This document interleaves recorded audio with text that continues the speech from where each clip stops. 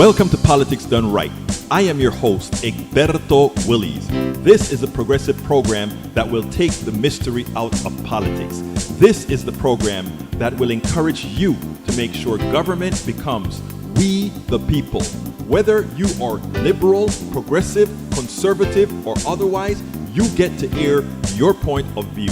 We are an independent media outlet that, unlike mainstream media beholden to corporations, we only owe allegiance to you.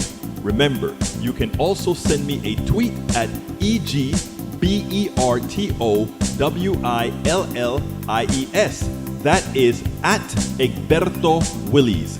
Let us engage. It is Politics Done Right. Well, folks, welcome to one more edition of Politics Done Right. I'm Egberto Willies, your host. Thank you so kindly for being part of the show. We're going to have a great show for you today. Welcome aboard, Lee Grant, Bridge MCP. We missed you yesterday. I called you out at the end. Where were you? We can't have it without you, my dear, beautiful lady. Anyhow, we also have,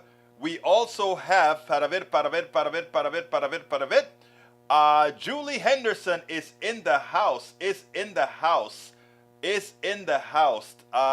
we also have, let's see, para ver, let me answer a text that I think, there we go, Central. All right, Bridge MCP is in the house, Lee Grant is in the house, Julie Henderson is in the house, Melanie Keelan from Barcelona, Spain is in the house, Paul Fleming from Atlanta, Georgia is in the house, Tom C. from Donde Está in Michigan is in the house, Bruce Pollard, blood pressure is here. Bruce Pollard, what initials you've got, buddy? Blood pressure, Bruce Pollard.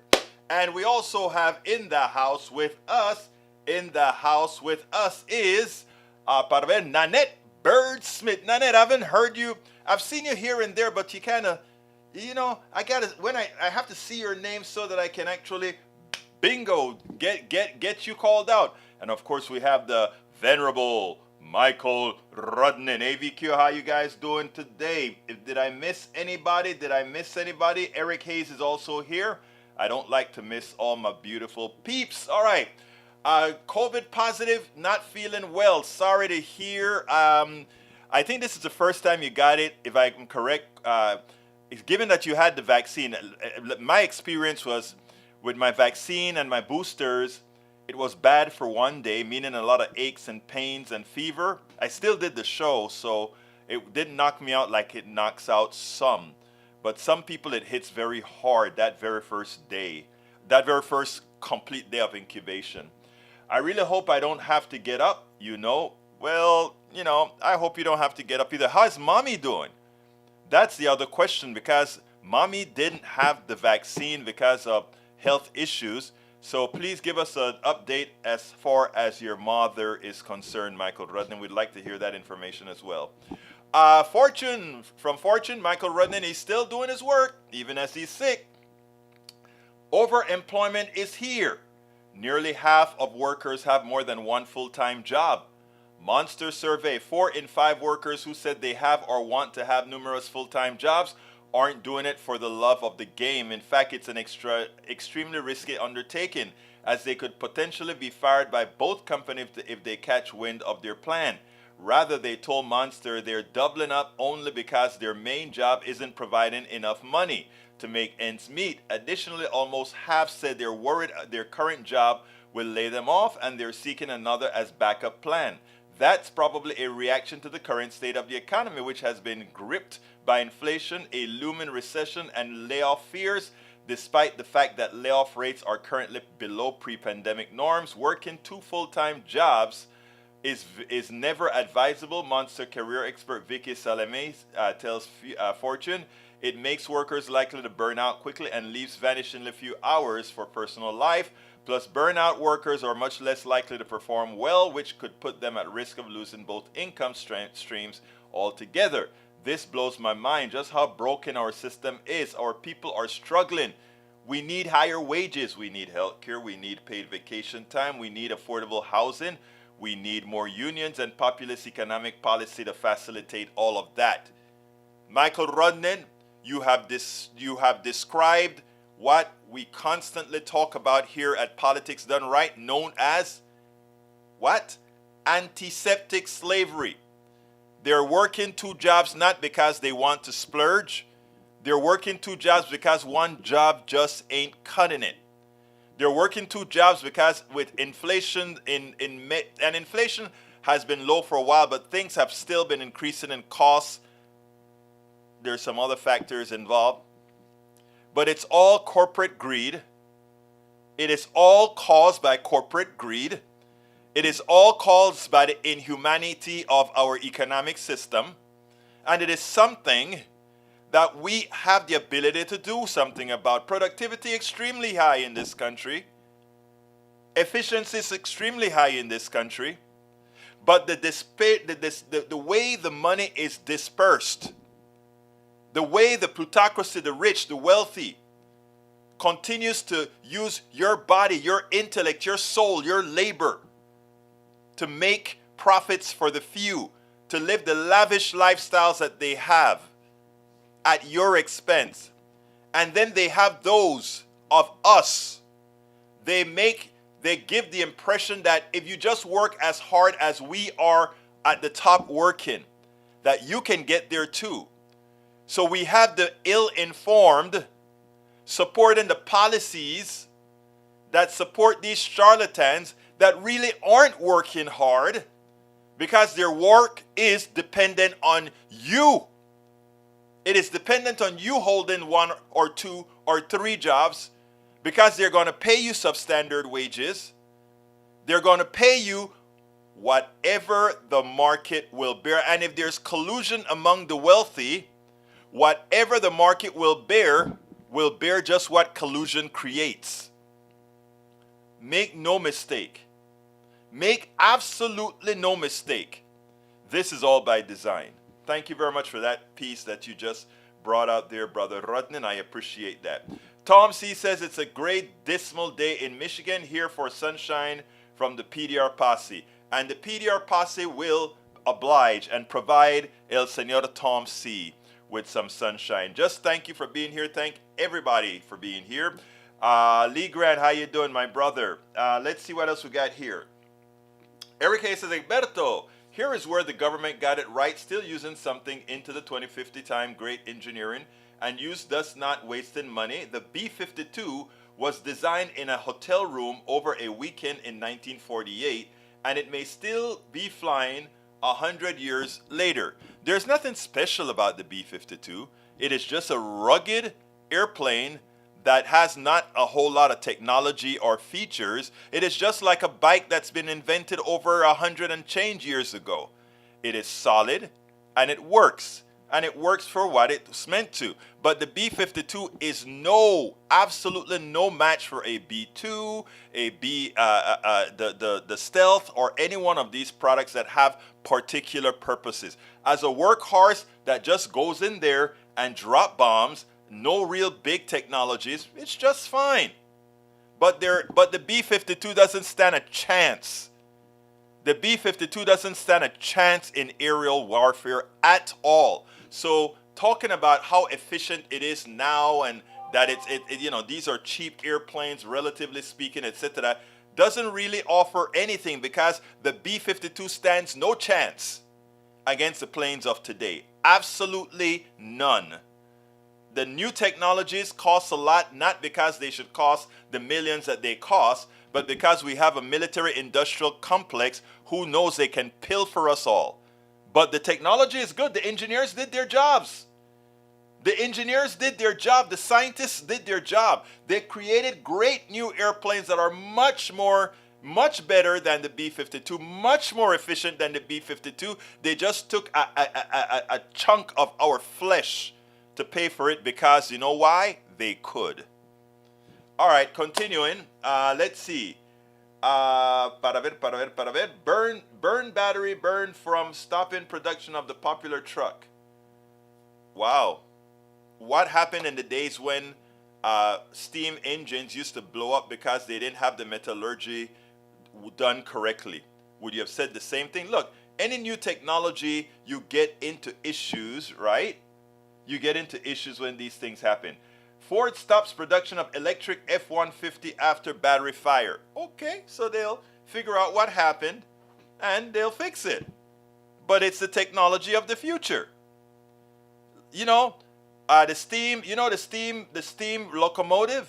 You know those big boilers that boils the water to create the steam that run the trains that powered the rebuilding of America. And you know the steam boilers that ran the factories of America.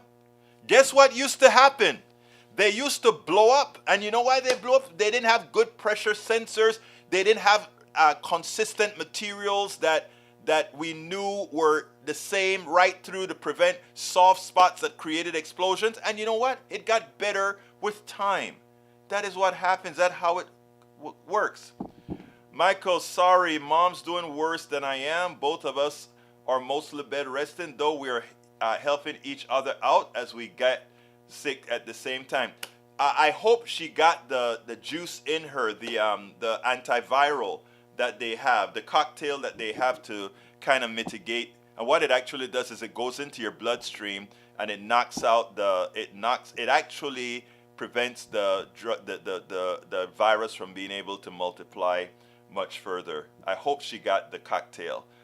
Please let us know that as well. Eric Hayes says, more people and multiple jobs to economic policy decisions and spending. That makes no sense, my brother, but I read it anyway. I read it before I thought about it. Daniel Moody made epic takedown of Nikki Haley on February 14th edition of the Mary Trump Show. Thanks for pointing that out. I'm going to listen to that later. Thank you for giving me that, E2247, and welcome aboard. Alistair Waters is in the house. Hi, everyone. Made it in. Thank you, Alistair, for being here. Interviewing Haley needs to cease. I hear you, brother. Tom C. To Eric Hayes, Michael and Mom should be taking Paxlovid antiviral meds ASAP. They have 5 days from the time they had those feelings of COVID. I hope they did, and if they don't, I hope somebody gets them the Paxlovid. When I read Paxlovid in the beginning, I forgot what it was, but sometimes my mind gets to me. Julie Henderson says, I worked 2 jobs for 30 years and get $7.25 per hour for Social Security. Not right. It's a shame. I got you, baby. I got you. But you know what? If we are successful, if Bernie is successful in the long run, in taxing as we should those who have benefited from our intellect, our service, and our labor, then we will be able to increase the amount of Social Security that we're paying to everybody. And this isn't a gift, a giveaway, or transfer of wealth, or transfer, or what they like to call it, redistribution. By definition, it is redistribution, but it is redistribution of the stolen. Anytime somebody talks to you about, we don't believe in redistribution, say we don't, but we do believe in the redistribution of the stolen. In other words, if you earn ill-advised gains, then it should be taken back in some form, and that's the method of Social Security and these other features, education, etc., can be used to mitigate that all. Please remember that, folks. When you're talking these issues, don't allow conservatives to get on the moral side of the issue. The immoral side of the issue is how the wealthy got rich. The moral side of the issue is how do you redistribute that which was stolen legally. Okay? All right. Julie Henderson says, my last 15 years I gave up vehicle expense and second job. I hear you, girl. I think I remember you telling us that story and how much you saved by not having to pay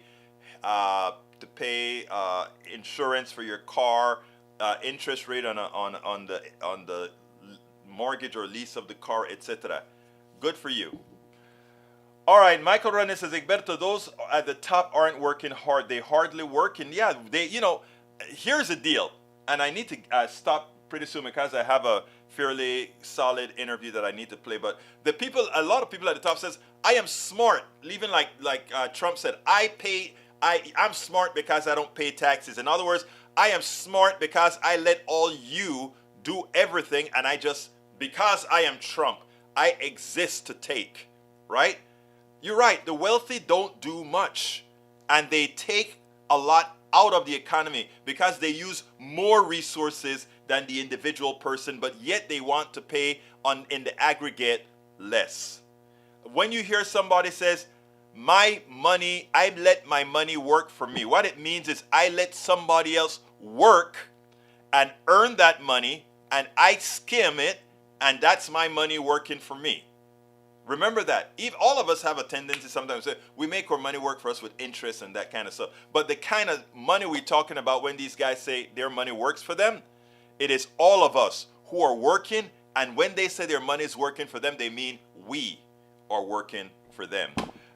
We have Mike Cisak says Venezuela has high inflation due to socialist policies. No, they have high inflation due to many policies, including the policies of the United States to sanction them, including a deteriorating oil sector that was purposely incited on doing that. Look, Maduro is a clown. All right, Maduro is a clown. Chavez is not. Chavez is misguided in certain areas, but his heart was in the right place because of what the pilfering by the plutocracy had accomplished. So please, don't use Venezuela as an example. Use Scandinavian Europe as an example of what we are talking about. Egberto, we haven't lost an aircraft to air dogfight since the Korean War. Love to hear that. Now again, remember B-52s. If you lay in a ton of B-52s to drop a whole bunch of bombs or something, we may not lose any of our planes in an air-to-air fight, but we sure as hell can lose a B-52 because it just doesn't have what it takes, both in technology, because of its maneuverability and all of that, it just doesn't have it. I'm sorry, it just doesn't have it. A B-2 can fly a B-1 can fly at supersonic speeds. A B-2, while it can't, is made in a stealth manner that is able to get away from a whole lot of different missiles, etc., etc., etc. Yvette Avery Herod, welcome aboard, my dear beautiful lady. What else we got here? Michael says, Egberto, we haven't lost it. I read that one already. Para ver. Get well sooner. Yes, Michael, get well soon. Egberto's talking the use of things money-wise. This is the point. I don't know what you're talking about. Monoclonal antibodies, that's what it's called. Thank you, Nanette Birdsmith, for reminding me what the actual thing is. Paul Fleming says, new bill introduced in Texas would prevent polling places from being on college campuses. Republicans don't like 18 to 25-year-old voters. I mean, it is so outright the way they want to stop people from voting, right? And then they claim they believe in democracy. Come on, people. You don't buy that crap, do you? Paul Fleming says, new bill introduced. I read that one already. Let's see. Julie Henderson says, Social Security must keep up with inflation. It does. Actually, it does. This year, I think there's like an 8 point something or 9% increase in everybody's wage who's on Social Security. Tom C says, Senator John Fetterman checked into the hospital for clinical depression. What happens if he has to resign for mental and physical health reasons? I think the governor appoints a new senator, and guess what? We have a Democratic governor. So we are okay for Pennsylvania. Lee Grant, how will you assess hard assets? Invade people's house to inventory their belongings? No, it has to be reported because you have to pay taxes on it, right? Now, don't you have your home assessed for income, for property taxes? Yes, we do. And I have to pay it every year or I lose my home. So should the rich. Okay, a lot of messages here. I gotta go to the Maduro is following Chavez policy. That's a lie. I think you should read. You should do a little bit more reading. If you believe that, you've sadly forget to keep on reading, my dear friend. Let's see what else we got here. Egberto and Bridge Danielle Moody starts at 11:29. Her epic takedown. Thank you very much for that one because I'll probably turn that into a blog. You're a good guy, E2247. Okay, money equal power. Coupons with accumulation is inherently corrosive to democracy. Thank you for that. W Word Thoughts. I love the way you spell that. Love the way you spell that. Julie Henderson says, Egberto, 8% inflation and 8% Social Security, 0 increase. Actually, I misunderstood what you're saying. You're saying you want an increase north of inflation. And I think what you heard me say, if we follow what Bernie Sanders want to do, Bernie Sanders is trying to create an excise tax on wealth, etc., so that we can have an increase above and beyond inflation in Social Security. So yes, Social Security is indexed to inflation, but it's too low at the current state. You're absolutely right, Julie Henderson. All right, let's go to the video that I have today, the interview that I did today. Of course, as usual, when I'm about to start these things, I realize, oh, I was so strapped trying to get this stuff together that I forgot to link the video. But here we go, and I think you are going to see it right. Right as in, where is my video? I can't find my video. Bear with me, folks, but I'm coming with my video, and here is the video.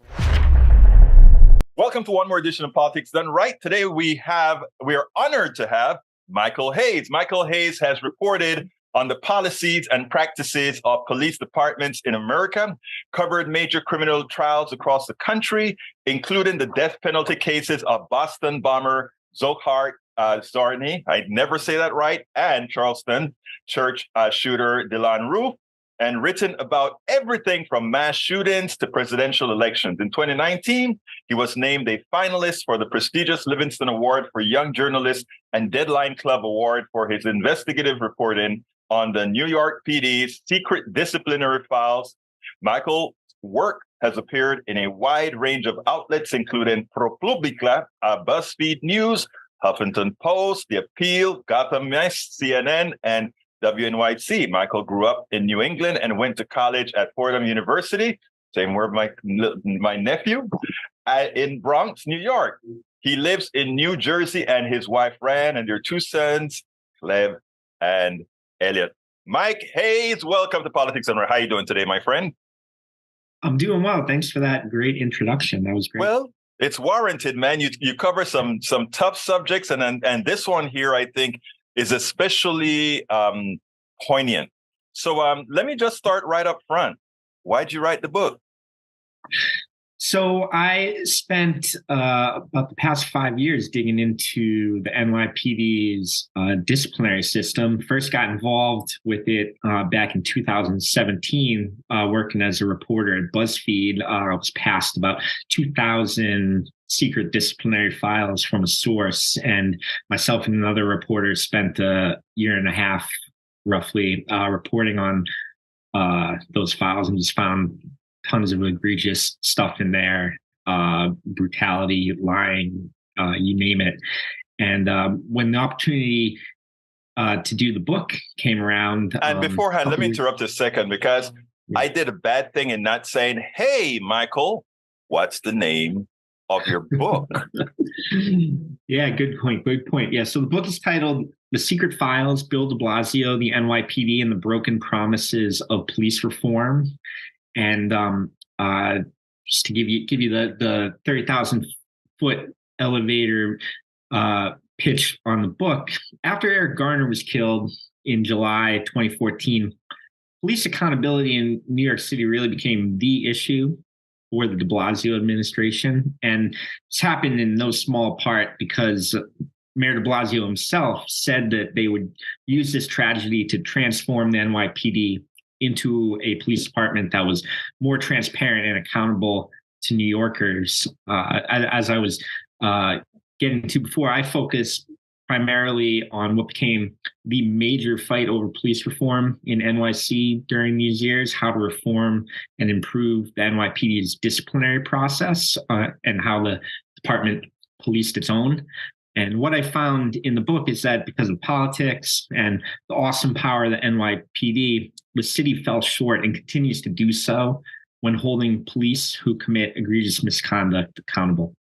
Now, let me ask you this, because it behooves me. First of all, do you think then Mayor de Blasio was honest when he said he wanted to reform the police department? You know, I think he did set out with that idea in his mind, and it's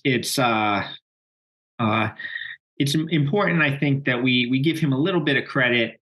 He did fulfill one of his major, arguably the biggest campaign promise he made when he was running for mayor in 2012. He was going to reform the NYPD's stop and frisk policy, and uh, after only a few weeks in office, he did a really important thing, which was drop the city's appeal of the lawsuit over the NYPD's use of stop and frisk, which allowed the reforms to go forward.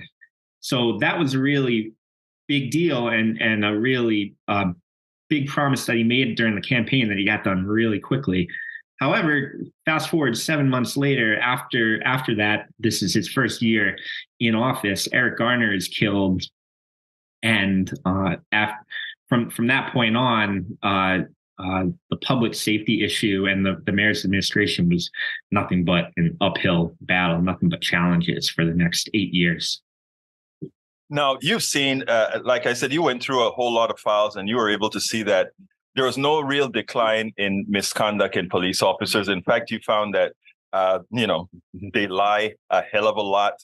And the truth of the matter is, if you have a lying force, stop and frisk doesn't really have any teeth, right? Because they could be still stopping and frisking and lying, which case there's no stop and frisk, right? Yeah, well, that's interesting. Specifically on stop and frisk and lying. When you bring that up, it makes me think about the reforms that happened after the De Blasio administration dropped that lawsuit. Basically, what happened was it allowed the city to start monitoring how the NYPD did stop and frisk, and that monitoring process has been going on for 8+ years at this point, maybe even longer. Sorry to try to do math on the air, but it's been going on for a while. And they regularly find in the reports that they release on how the NYPD continues to conduct stop and frisk that there's a lot of shady stopping and frisking still happening, right. A lot of unjustified, and a lot of when it's being scrutinized by this outside body, they find that officers still don't quite understand how they're supposed to use that tool. And I just more broadly want to say one of the reasons I've focused so much on the lying issue when it comes to police discipline and NYPD is one thing we found very early on when I was a reporter at BuzzFeed doing our investigation. If you look in the NYPD handbook, the NYPD patrol guide, it's like the Bible of the NYPD. There's a section in there that says if you're caught lying, you're fired. It's a very black and white. It's one of the more it's arguably more clear how they say they want to approach lying and handle lying than it is use of force. And so because that policy existed, I found it very interesting and still find it interesting that you find so many incidents where police officers are untruthful, everything from lying in court to just false police documents, which lead to people spending time in jail that they shouldn't. Now, you talk about false police documents. Is there any police document that isn't really false? I mean, I don't say that to be hurtful to police officers. I don't say that to demean police officers, but every time I've seen any report come under scrutiny from a police, it has never matched reality. I mean, we just had the 5 police officers who murdered that guy in Tennessee, and even on video, as they're talking what the events are occurring, the video does not match what they're saying. So it's almost like they have the art of lying, in which case, how can you ever believe anything that comes out of any police officer's mouth, irrespective of locale? Yeah, glad you brought that up, because I have been thinking a lot about this since the Tyree Nichols story came out, and I wasn't shocked when I heard, or when it was reported that initial police report was misleading or didn't include certain information. I write about several police killings that happened by the NYPD over the last decade in my book, and in every case this occurred, where the initial information that was not just put out in the police report, but put out by the police department to the media was at the best unclear and at worst just false. And not take anything away from the Tyree Nichols case, but if you compare it to some of the cases I write about in the book, hit the information about the police report in the Nichols case being wrong came out rather quickly. But if you look at some of these examples in the book, Eric Garner is probably the most famous. That initial report that was put out the night of that he was killed in 2014 made no mention of the chokehold, and you can still find articles from like the New York Times online, the initial kind of 7-paragraph news report on that, where it's very vanilla. Just a person was died in an officer involved incident, something like that. Other cases in the book that still shock me. The Marley Graham case, where actually this month is the 11th anniversary of his death. The initial information put out by the police there that was covered by the media was that Marley Graham struggled with the officer who shot and killed him. This was Marley Graham. This was an 18-year-old who police kicked down his door and shot him in his bathroom in the Bronx in front of his 6-year-old brother and grandmother. And they initially said that he struggled with the officer. And actually 3 days after that, the police commissioner at the time of the NYPD, Ray Kelly, came out and walked that back. However, something interesting that I found while I was researching this case now, 10 years later, despite that admission from the police commissioner 3 days after that happened, about a month later, a second police report was filed in the Marley Graham case, and it still was saying that he struggled with the officer who shot him, which is really, I mean, that to me is a really extreme example. You have a false report and an admission from the top brass at the NYPD, and yet a month later, they're still filing false information. And I'll end this story by saying nobody was ever investigated here in the Marley Graham case and or disciplined over that false reporting.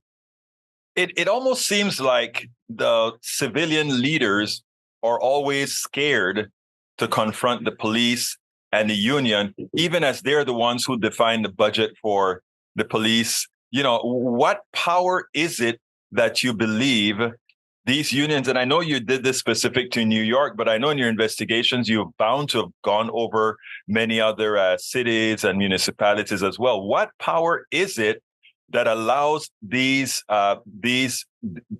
elected officials to almost give police the carte blanche on whatever they want, a carte blanche on allowing them to lie, allowing them to mistreat, harm? What is it that they pull on these elected officials?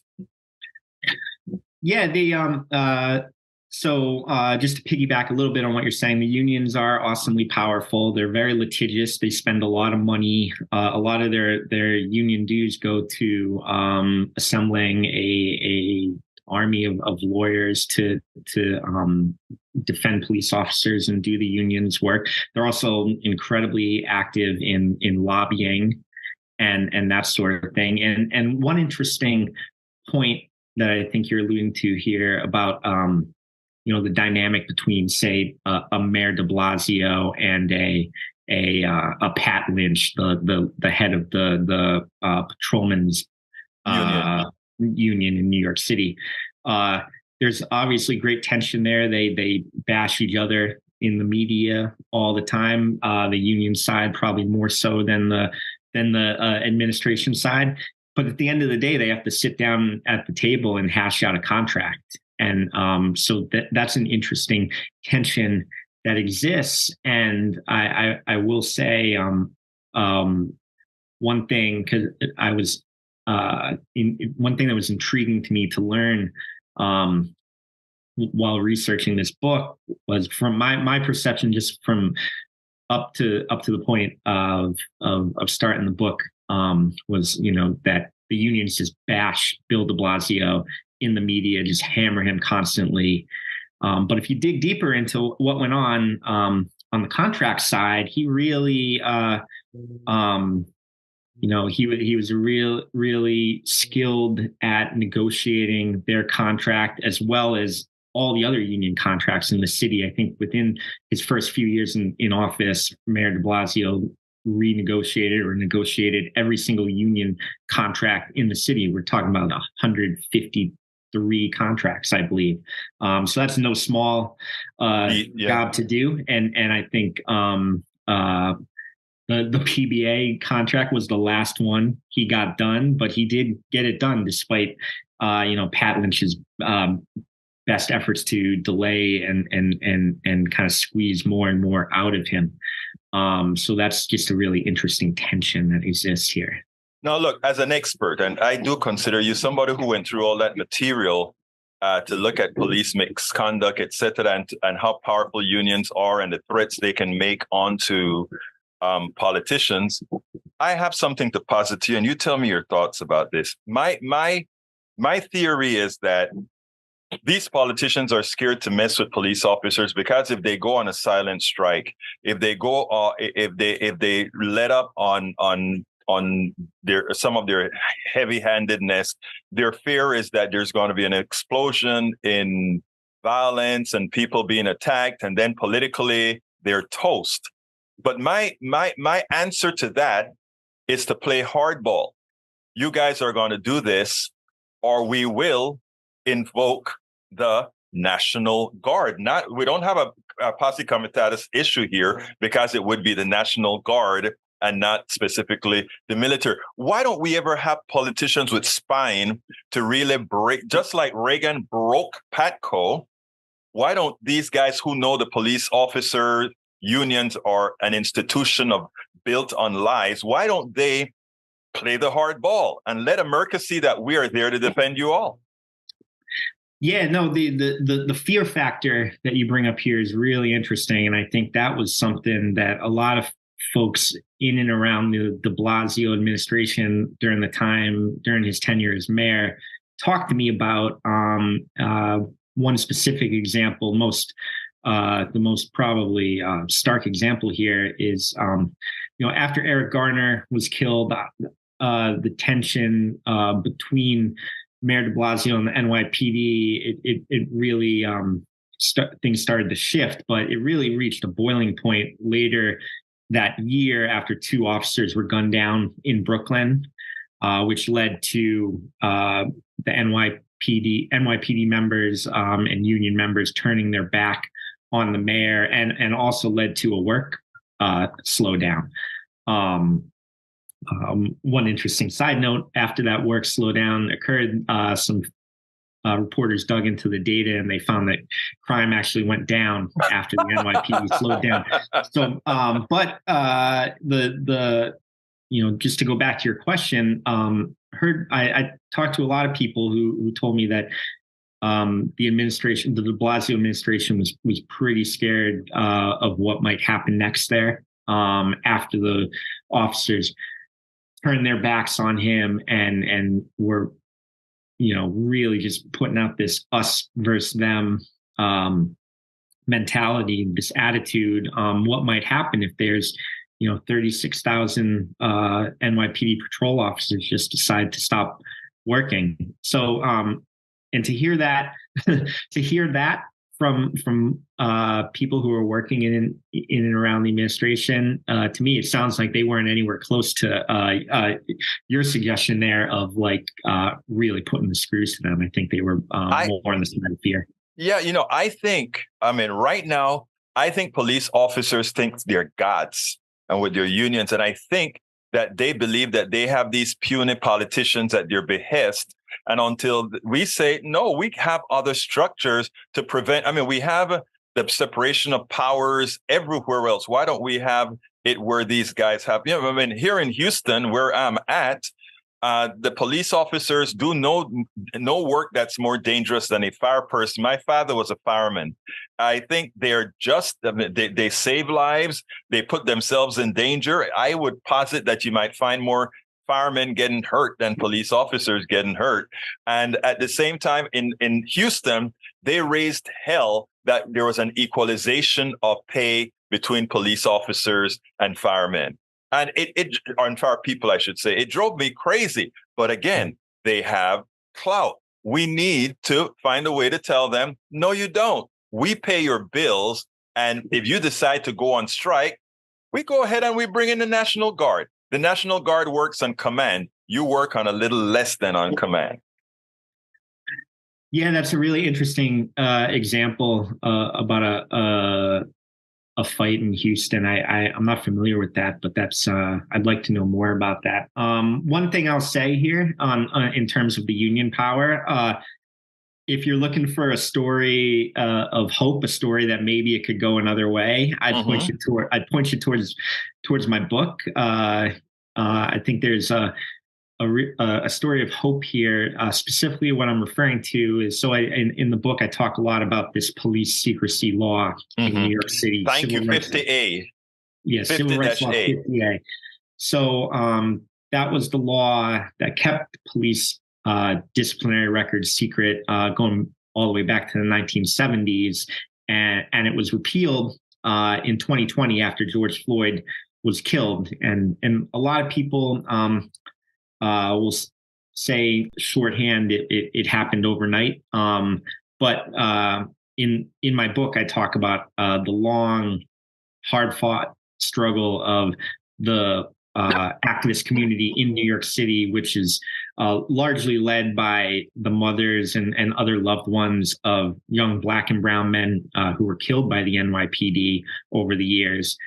Their fight to get that law changed that dates back to the mid 2010s, even earlier, and this is a group of people that to this day remains incredibly organized and just has the fortitude and the drive to really do what tends to happen in our democracy. Things move slowly, but you have to be always in the game and ready and wait for your moment. And part of why that law was changed so quickly in 2020 was the activists who were driving that effort.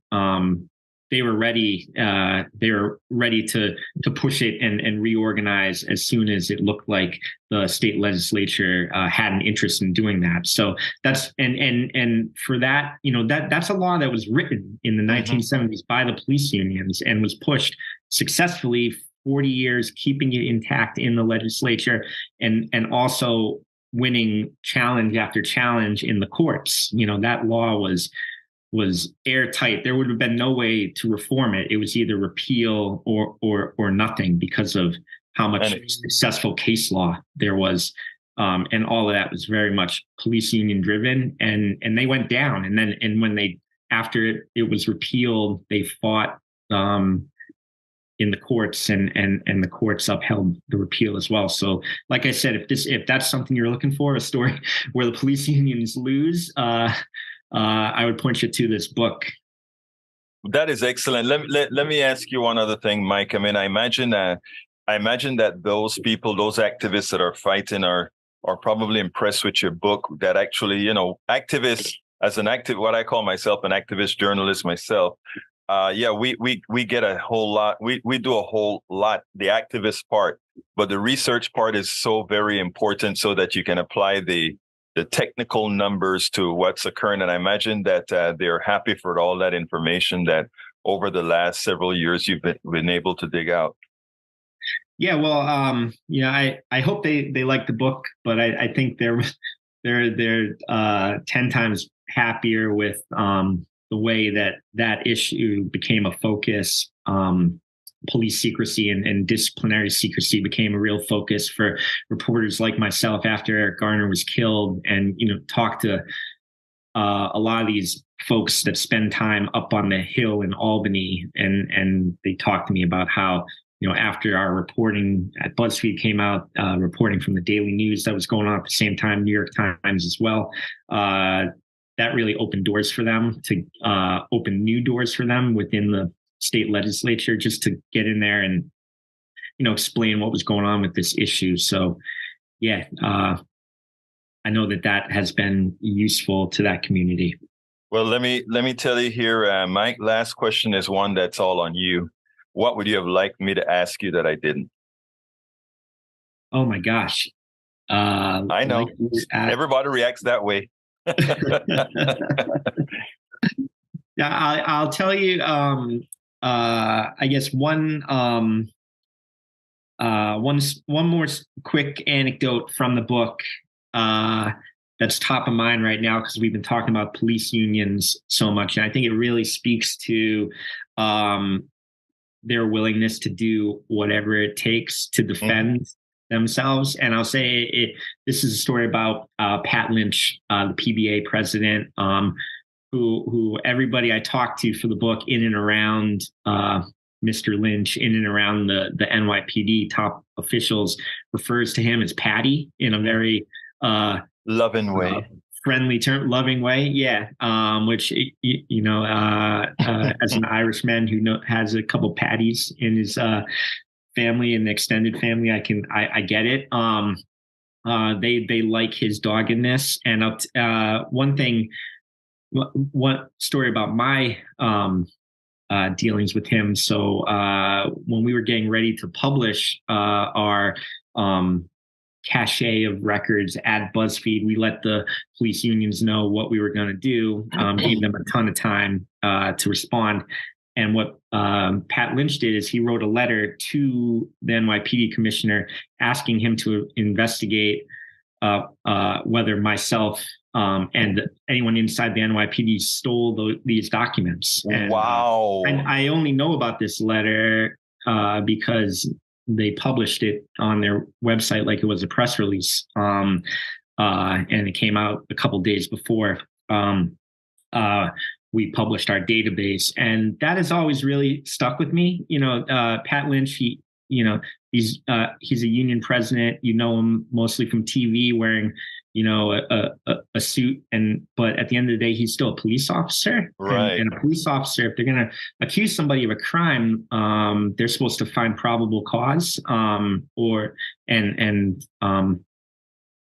just found it interesting that as somebody who's in a profession where they're supposed to have that level of care and concern for what they're doing would come out and basically effectively accuse me of committing a crime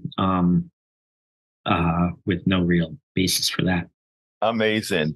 Michael Hayes, author of The Secret Files, Bill de Blasio, the New York and NYPD, and the Broken Promises of Police Reform. Thank you so kindly for having been on Politics Done Right. That's some very important work that you wrote here that everybody needs to take a look at. Thanks for having me. That was great. I really enjoyed that interview. I think the book is dropping on the 21st of February. I'll put all the link information when I get when I put the blog up for the interview. Michael Rudnan asked me to put something on the screen. It's actually a Twitter thread that Michael Hayes, the guy that we just interviewed, had on. So check that out right there. It gets you on put that on, let you hear that. My sister lives in Maine and fought for SSDI rather than SSS. SSDI pays more. What is SSDI? I don't know what that is. What is SSDI? Social Security Disability Income. Got you. Yeah. Okay. Wow. Okay. Let's see what else we got. Don't you have to be under the retirement age for that? Or anyway, I will leave that up to the discussion that Bridge is already commanding on. Egberto E2247 gets the credit for finding that Twitter. Oh, I'm sorry. I thought I said that, but if I didn't, E2247 found this thread, and Michael Rudden suggested we put it on the screen. That's why I did. And the thread is about describing an incident where a police officer in New York just came across and hit the protester with batons like there was no mercy. Like there shouldn't have had to be that, because he had no right to do what he did, but he did. Anyhow, the next subject that I want to talk about today, and great watching that conversation that all of you are having in the chat. That's why I love this group. You guys really get busy in that chat. And folks, if you want to be a member of the part of the chat, just go on in to find us actually on our page, the Facebook page or the chat within the YouTube page, whichever one you want. But anyhow, the second subject that I wanted to talk about, and I hope I kept it up. Let me put the other thing on the screen before I get there. It's going to be a quick read, but I want to read it to you because there was a time that you'd always hear Republicans talk when they're talking about policies that help people. They would always talk about going to granny, throwing the granny over the hill, or something you're doing to granny or whatever. But I brought up another topic that I wanted to discuss where a friend of mine, he's a Texas guy. Come on, why can't I find it now? I want to find granny. There we go. The title of this article by our good friend Jim Hightower, activist here in Texas, says, yes, Wall Street would like to kill your granny for a few bucks. Some 70% of nursing homes are now corporate operations. So let me read the article real quickly because it's a short article that our brother wrote, but I think that everyone needs to understand this. It goes like this on Common Dreams. There are industries that occasionally do something rotten. And there are industries like big oil, big pharma, and big tobacco that persistently do rotten things. Then there is the nursing home industry where rottenness has become a core business principle. I would call it a core business model.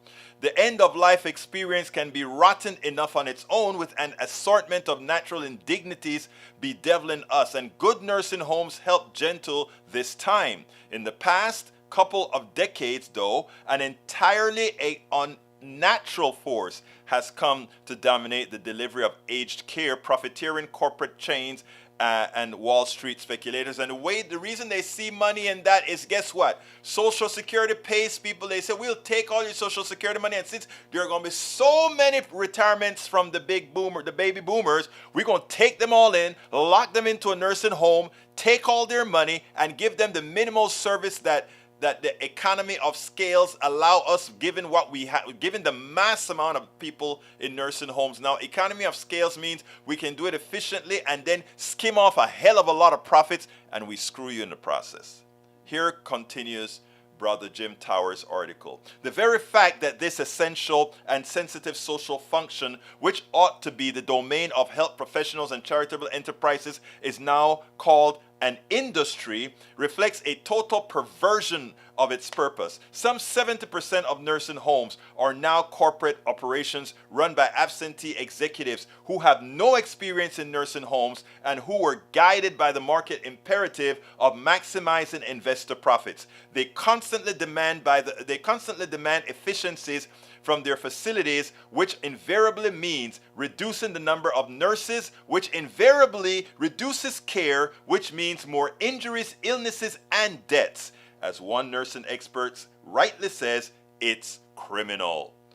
But it's not against the law, since the industry lobbying front, a major donor to congressional campaigns, effectively writes the laws which allows corporate hustlers to provide only one nurse on duty, no matter how many patients are in the facility. When a humane nurse staffing requirement was proposed last year, the lobby group furiously opposed it, and Congress dutifully bowed to industry profits over grandma's decent end time. After all, Granny doesn't make campaign donations. So, as health policy analyst bluntly puts it, the only kind of groups that seem to be interested in investing in nursing homes are bad actors. Don't forget that. This is what a system that puts healthcare in the for-profit domain gives you. This is what an inhumane economic system predicated solely on profits gives you. When we learn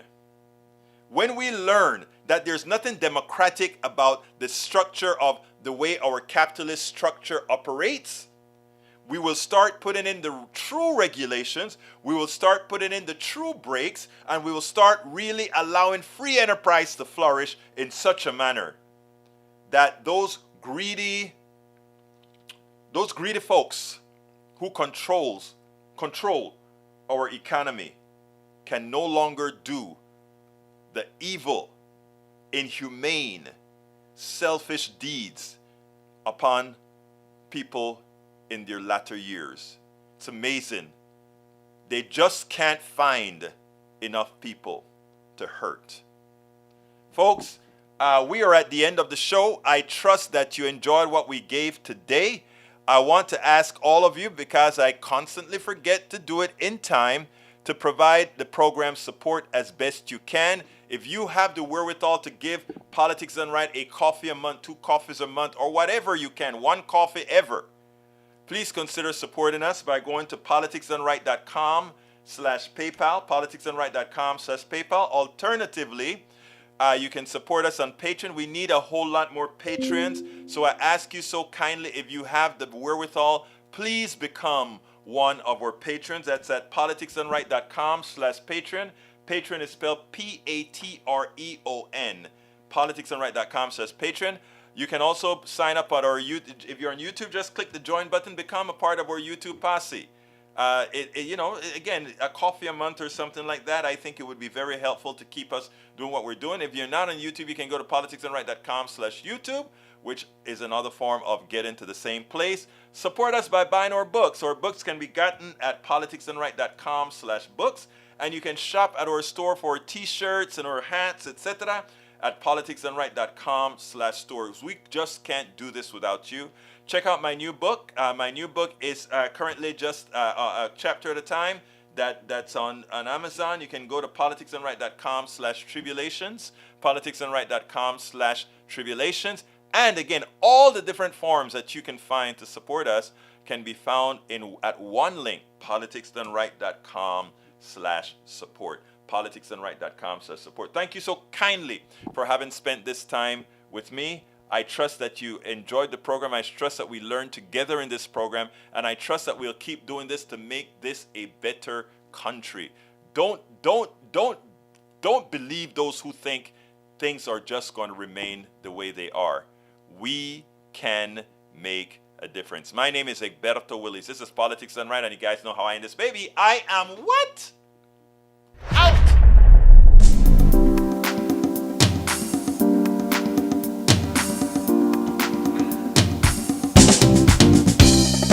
Welcome to Politics Done Right. I am your host, Egberto Willis. This is a progressive program that will take the mystery out of politics. This is the program that will encourage you to make sure government becomes we the people. Whether you are liberal, progressive, conservative, or otherwise, you get to air your point of view. We are an independent media outlet that, unlike mainstream media beholden to corporations, we only owe allegiance to you. Remember, you can also send me a tweet at EGBERTOWILLIES. That is at Egberto Willis. Let us engage. It is Politics Done Right.